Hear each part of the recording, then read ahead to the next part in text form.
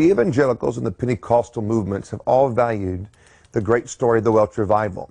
It is one of the most exciting revivals that I have read about and studied in all of my years of reading all the great leaders in the revival movements. And that's what we're going to talk about today, is how God chose a young man named Evan Roberts. He was in his 20s when God chose him. So you don't have to be a doctor of theology or have all the experience or come from the right type of family. You have to just have the right heart, and God will use you. And many of you have the right heart, but sometimes you've heard, well, you don't have this education, it didn't come from that church. That means nothing. God responds to the heart condition of a man or of a woman. Evan Roberts was born in Wales. His family worked in the coal mines like he did as a young man himself. He was known as he'd go into the coal mines. You know, back in those days, there was no child labor law, so children and teenagers worked like adult men worked in the mines. And so he would carry his Bible with him and go down into the mines, and during their breaks, he would read the scriptures, and during the lunchtime, he'd read his scriptures, and he'd make a little place in the wall of the mine and left his Bible in there sometimes. Well, one time there was an explosion, and the explosion burnt the pages of his Bible and became the famous Scorch Bible that he would use throughout his life and throughout the revival that was to come. So Evan Roberts, to look at his life, is very interesting. His family was Christian, and so they grew up teaching the Bible stories and going to church, but Evan Roberts took it a step further. He seemed to have a personal relationship with God that did not have to come via the pastor or via his parents. He had it one for himself. And it was so intense at times people would notice him walking down the roads to going to school or going home or going to the store, and he would just stop on the side of the road and he would just talk to himself. It was like he was talking to the air. And folks walking by or in horse and buggy or some of the early cars, but mainly horse and buggy, they would look at this young man, talking to himself, and they thought there was something wrong with him. So his parents had him taken to a special doctor to find out if there was. And the doctor came back and said that Evan Roberts had a religious fixation about him, that he would grow out of it in time. Well, I don't think his religious fixation ever stopped. It grew bigger and bigger and bigger. And I don't think they should have thought there was a problem because of the young man stopping and talking to God. If young men would talk to God more, they would not be talking to the wrong people. So Evan Roberts was also a young man that influenced his friends. Now, I think when you study the life of him, especially his early years, his friendships are important to consider. We're all influenced by who we hang around, who we talk with, who we are asking questions of, and their reactions to our conversations and our activities. And Evan Roberts was one of those. If you couldn't find him at school, you couldn't find him at home, you might find him playing sports with his friend, but most likely you would find him at church or doing something around his home church of Moriah Chapel. And so he was off at a revival meeting, and one of his friends had gone with him to attend this meeting, and there was time for them to pray. And so they all got on their knees by the pew where they were at, and some walked forward to the front of the church as the service was coming to an end. In those days, people were invited to come to the altar and pray, and that's how they would end the service. In our days, we usually sing with a happy song, and we leave with a shout, and we leave the service. In those days, they actually prayed the end of the service. And Evan Roberts knelt down, and the Spirit of God came on him and spoke to him and showed him that there was coming a great revival to Wales, and he was going to be a part of that great revival. And in this vision and this visitation, God said to him that over 100,000 souls would come to him in a short amount of time. So when this vision ended, he came out of it, and he turned to his friend and said, "Do you believe that God can give us 100,000 souls in Wales?" And his friend said, "Yes." Now, to me, I'm so glad that he had a friend that went, "Yes." What would your friend say? Would your friend say, "I don't think so," and give you all the reasons why this cannot happen? It reminds me in the scriptures about Daniel and his 3 friends. When the king was going to kill all the wise men because they couldn't interpret his dream, then Daniel said, "Give me some time." He leaves the king's throne room and goes to his friends and says, "We've got to pray." And all of them get together and pray and get an answer. Thank God that we can have those kind of friends, and Evan Roberts did too. He goes back to his home church of Moriah Chapel, asked the pastor if he could have a youth meeting after the Sunday morning service. Well, mainly adults showed up and 1 or 2 youth showed up. And in this youth meeting of about 14 people, he expressed what God had said to him, and he prayed this famous prayer, "O Lord, bend us, O Lord." And that was the prayer that began to ignite the Spirit of God in the heart of man in Wales. And from this little revival service, or this little youth meeting, sprung the revival meetings. And it began to grow, it began to increase, to where it affected the nations. And now 100 and some years later, we still admire it. We still love it. I've always enjoyed reading about what happened in the Welsh Revival, what went right, what went wrong. The Welsh Revival began, as I said, in a youth meeting at Moriah Chapel. And thank God the pastor was not one of those that was scared to give one of his young men an opportunity to share his heart, and when he recognized that God was doing something, to support it. So many ministers today control so much that it would take an act of Congress, as my grandma used to say, for God to get through the door of the church. But at least in Moriah Chapel, on this time period in the early 1900s, the pastor said yes to Evan Roberts, and the revival began to start. When the testimonies begin to roll, the crowds begin to come and fill up, because they heard about a promise that God was going to visit the little nation of Wales. And as it began to spark and begin to happen, all groups, young and old, came, and they would come into a service. And here's how the revival meetings were like. They were conducted this way. Evan Roberts was not really wanting to be the star. He said about himself, I want to be the window that you look through to see God. Don't look at me, look through me, or look at who I'm pointing at. So one of his great characteristics that helped the beginning of the revival, which also became a weakness of a revival, is he didn't want to be the great star of it, but yet you need to be a leader of it. And so there's a great waltz you have to have between not wanting to be the star, but yet still taking the position that God gave you. And Evan Roberts found that in the beginning and began to be used to become a catalyst of the great flow of the Spirit.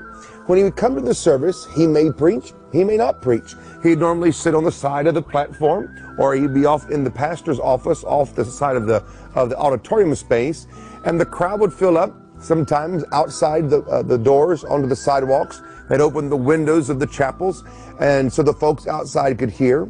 And they would come and they would sit quietly, and then there would be little weepings or cryings or a little rumble of people praying. And they were not always waiting for Evan to show up, even though that was in the room, but the people came already prepared to talk to God for themselves. And at times there would become loud weepings and cryings, and then there would come people who would just stand up and start singing songs that they knew or songs out of their spirit. Other times they would stand up 2 or 3 and sing songs together. And so there was a lot of freedom in the Welsh Revival to allow the people to respond to the unction and the spontaneity of the Spirit as it came on them and moved through them. If Evan Roberts would come into the room, like I said, he would sit here. He may grace the pulpit and stand up there and talk for 5 minutes or 10 minutes. He was not a very long-winded preacher. He may not preach at all. He may get up and stand behind the pulpit and start to pray and then disappear behind it. And all you would think, well, he was there and now he's behind the pulpit praying. You could hear his voice. He may be behind the pulpit praying the next hour and get up and walk off and walk out and leave the crowd. And so it was not your normal American or British style of doing church. It was a flow of the Spirit, and that Evan Roberts was being led by the Spirit the best that he knew. Now, some of the great happenings in the revival, besides the great salvations, is that when you read and research the move of God in Wales, here are some statistics. During the time of the Welsh Revival, which was began in 1902, 3, and 4, in that time period, and then begin to kind of slide down or begin to decline, during the time of its height, there was policemen were laid off of the police force because crime went so low. Drunkenness statistically went down because people quit drinking. They went to church and drank the new wine, not the old wine. Also, the Bible Society recorded that they had a record number of orders for Bibles, and until several years after the revival ended, they were still filling the orders to print Bibles that were ordered during the revival. And so those are a few things. Now, here are some things that I enjoy when I read about the Welsh Revival. I love the story about the pit ponies in the coal mines. When the revival hit so strong in Wales, and Wales is mainly a coal mining type of a country, that the coal miners quit cussing. And you know, when you're not born again, you'd say all what you want to say, you use profanity. And the ponies, they don't know bad words from good words. All they know was that sound meant go and the other sound meant stop. And so when the coal miners got saved, or as a newspaper said, when the coal miners got religion, they quit cussing. And the little ponies got confused because the coal miner wouldn't say damn to go or say something else for it to stop. And so the little ponies got all confused, and the coal mine companies had to go out and buy a whole new herd of horses and train them on how to carry the coal out and bring the cart back down. And so to me, that was so exciting to know that the revival had affected the ponies, and they didn't know what to do because the coal miners quit cussing.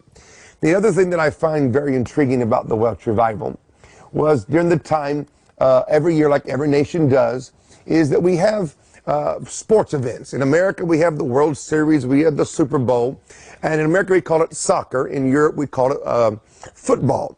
And so in Wales, during the time of the revival, they didn't have a Super Bowl or a World Cup for their nation. When you read in 1901 who won the football game, who won the big tournament, and then you get down to the year of the revival, and then it's written in the name where you should put the name of the team that won, and it just says revival. There was no tournament because everybody was going to church and having a religious experience. Now that's like saying in America that we didn't have a Super Bowl because everybody was going to church and more concerned about God and the condition of their soul than they were about the Super Bowl. That would be a big event. The other great thing about the Welsh revival was that the business hours in the nation changed. When no one's shopping, why keep the store open? When no one is going to the restaurants, why keep it open? The business hours of Wales during the time of the revival changed because business concluded early, because no one was buying or selling or doing business. They were going home, getting dressed, going to church, and maybe be there to midnight to 2 or 3 o'clock, and then start again. Can you imagine in America or in London or in Berlin that all of a sudden a move of God comes and the business hours of the whole nation changes to accommodate the people wanting to go to church and wanting to be around God and wanting to be moved by the moving of the Spirit in their own soul? That's what happened in Wales. These are just a few stories that shows you the impact. The young people were involved, the children were involved, the elderly were involved. There was over 100 preachers that we know of that was being used by God all over Wales at one time. So it was not just around Evan Roberts' personality, even though he was the leader. He's the one that God chose to be the catalyst. But there was at least 100 people, 100 ministers that were being used all over Wales. In a couple of minutes, we're going to be letting you hear the only voice recording of Evan Roberts. It is a rare piece of church history. I'm so glad I found it. It was almost lost to the decay of time, but it was reconstructed and put together. In a few moments, you're going to get to hear the Welsh revivalist himself speak as he did during the time of the revival. And also when we come back, we're going to talk about the tragedy of this great revival. This revival only lasted a few years and declined. What happened to the revivalists? Why did it decline? What can we learn from it? That's when we come back. A lot of times when people talk about Evan Roberts and the Welsh revival, they always talk about the good part, the great part, which I would love to focus on, but to give you the complete story, you got to tell the rest of the story. That's why sometimes people don't understand why revivals kind of end strange or weird. We don't investigate that part. When I first read about Evan Roberts, I thought, wow, a man in his mid-20s, shook a nation, had crowds that were huge, people were getting saved, the business hours changed, Bible sales are up, policemen were fired or let go because crime was so low, and there wasn't a football tournament because revival had taken over the hearts and the focus of the nation. That's phenomenal. Even today when you go to Wales, people still have memories and talk about that time. But then when you ask, what happened to Evan Roberts? Why did the revival end? That's what I want to talk about now, because most of us don't realize that a move of God has a beginning, a middle, and they all end. How they end is important to understand. They're supposed to be handed off to go to someplace greater or to a new generation. But most revivals end tragic and then sad. Evan Roberts had 8 nervous breakdowns in his life. The 4th was the most tragic and the deepest one of his life in the midst of the revival. Number 1, Evan Roberts kept going and going and going every night, and did not know how to rest, did not know how to take care of himself during a move of God. Now that's why a lot of preachers, a lot of great evangelists, they die before their time, they die tragically ill, they die in these ways where we think if you're that close to God and God used you to save the people or heal the sick, why'd you die sick? Or why did these bad happenings happen to you? Evan Roberts was preaching one night, and after the end of the meeting, he collapsed. And there was a woman in the crowd that was a noted minister in England named Jessie Pyn Lewis.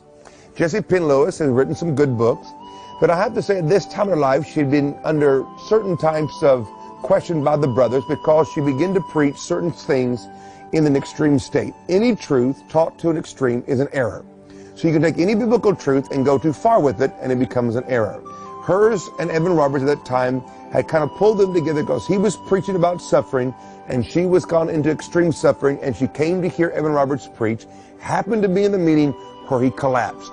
Well, she kind of took charge of the situation and put him on a stretcher and put him out on a train with her and took him out of Wales into England and put him in her guest house in the back of her big property. Her husband is what we would call the mayor of the town here in America's political structure. And so she called the doctors, and they began to examine him, and they said that he was exhausted and that he should never preach again or he might die because of how his body was taking the strain of the heavy pressures of preaching and going and this move of God.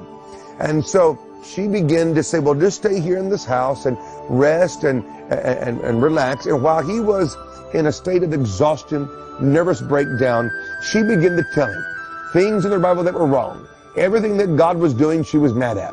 People were getting healed. The gifts of the Spirit were flowing. For example, the newspapers recorded that Evan Roberts was telepathic, which means in our vocabulary that he knew things about people and would point people out in the crowd and say something to them and encourage them to get right or to come to God. And the newspaper said he was telepathic. Well, that's the gifts of the Spirit. You can't get mad at the newspapers. They don't know what it is, and they didn't use the vocabulary that we use today back then, but that's what it was. So the gifts of the Spirit flowing, speaking in tongues, deliverance, healings, were all taking place. And of course, in every revival, there are things that happen that are fleshly and demonic. You can't stop that. You correct it and you kick it out and you keep on going. She began to tell him that it was his fault for permitting it and began to convince him that many of these things were of the devil. Evan Roberts never went back to Wales after Jesse Penn-Lewis died. She took him out of where God had placed him. His seat of authority was in Wales. It was not in England or in Scotland or in Ireland. It was in Wales, the Welsh country. And when she removed him from where God placed him, number one, and it might have seemed right at the moment, but there was a motive that was wrong in her. She wanted to ride his popularity to gain back and prove that she was right. And plus, in her, I believe a Jezebelic spirit was operating to some degree. And begin to tell him, it's of the devil. You can't do this. Stop. When his family came to see him, she did not permit the family to see Evan Roberts. When Evan Roberts' spiritual pastor and brothers come to visit him, they weren't allowed to see him either. So the first thing that I saw happen here was, why in the world didn't someone get a little more irate and take the young man back to his family, back to his home church? She wouldn't permit it. She had closed him in, cut him off, isolated him, and kept feeding him all the wrong things. I've learned this by reading and studying these preachers. If you're in trouble, you need to go home. Go back to your family. Go back to your home church. I don't care if it's in the woods. I don't care if it's far away from where you are.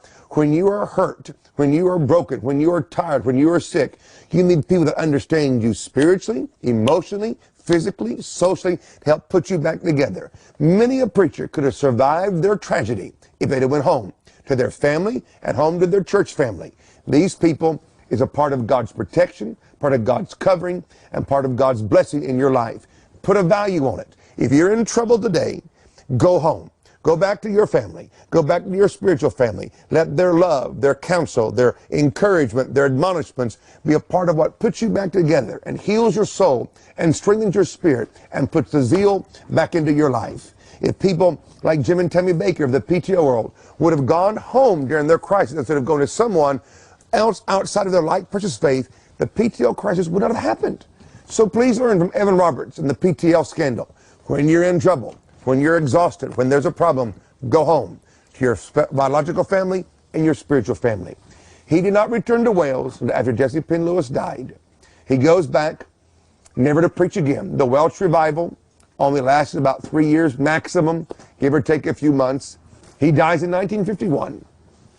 His last journal, entry in his journal, was that he didn't know why he was born.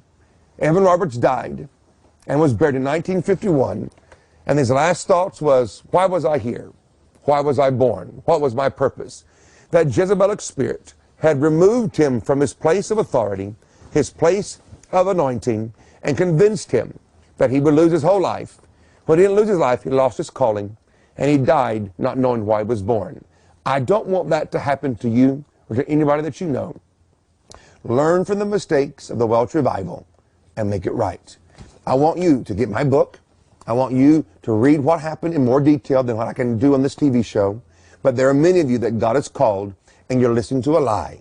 It's time to come back to where you want to be. I want to pray for you right now. I want to ask God to visit you right where you are and to deliver you from the chains of false words and false prophecies and the wrong control over your life. And may you have enough strength to return to the place where you first got your call. The people that love you, that pray for you, and speak the right words to your heart and mind.